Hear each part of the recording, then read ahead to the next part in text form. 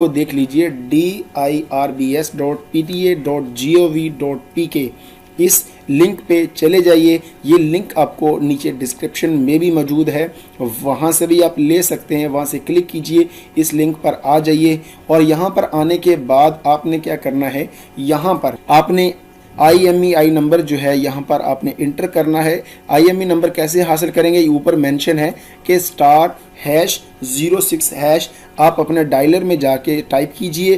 Type करने के बाद आपकी स्क्रीन पर IMEI जो नंबर है वो नंबर आपके सामने स्क्रीन पे आ जाएगा। वो नंबर आप यहाँ पे इंटर कीजिए। लेट्स सपोज मैं को अपनी तरफ से डमी को नंबर जो है वो मैं यहाँ पे लिख देता हूँ, ठीक है। अब देखें यहाँ पे मैं आई एम नॉट रोबोट पे क्लिक करके मैं यहाँ पे इसको रोबोट साबित कर दूँ कि मैं रोबोट नहीं हूँ, और यानी वेरिफिकेशन देने के बाद चेक पे क्लिक करूँगा। जी आप देख सकते हैं यहाँ पर उसने एक स्टेटस मेंशन किया यहाँ पर कि डिवाइस जो ये वाला इज़ नॉट कंप्लाइंट।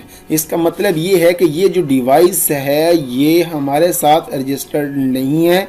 अब क्या करना है, अब हमें ये कहता है कि आप इस तरह कीजिए कि आप अपना ये वाला जो मोबाइल फ़ोन है, ठीक है, इस IMEI नंबर वाला, इसके अंदर सिम को डालिए। इसमें 20 अक्टूबर से पहले पहले आपने क्या करना है, इसमें से कोई SMS या फिर कॉल कीजिए किसी भी नंबर पर, ठीक है। देन ये डिवाइस जो है आप वर्क करती रहेगी और इसको ब्लॉक नहीं किया जाएगा, ठीक है।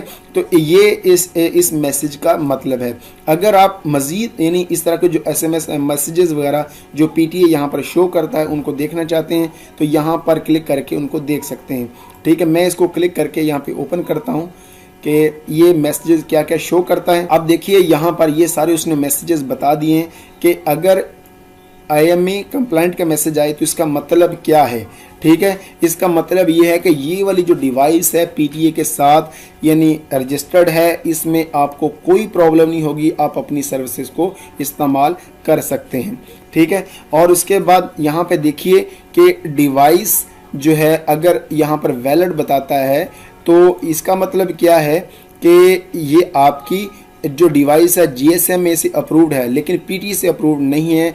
तो इससे के लिए आपको करना होगा कि PTA जो है इसको आप ऑटोमेटिकली इसको रजिस्टर्ड कर देगा, यानी जब आप यानी SMS या कोई भी सर्विसेज वगैरह अपने मोबाइल पे इस्तेमाल करते हैं तो by default PTA auto register कर लेगा इन IMEI नंबर्स को, ठीक है। तो इसके लिए अगर इस तरह नहीं है तो आप ये वाला काम, ये इधर साइड पे लिखा हुआ है, कोई भी SMS या फिर कॉल कीजिए 20 अक्टूबर से पहले पहले, ठीक है, ताकि आपकी जो सर्विसेज बहाल रह सकें। इसी तरीके से अगर ये वाला मैसेज आता है तो आप देख सकते हैं यहाँ पर ये आपने ये इसका मतलब है और ये इस एक्शन आप ले सकते हैं। इसको आप यहाँ पढ़ लीजिएगा, उम्मीद आपको समझ आ जाएगी, ठीक है।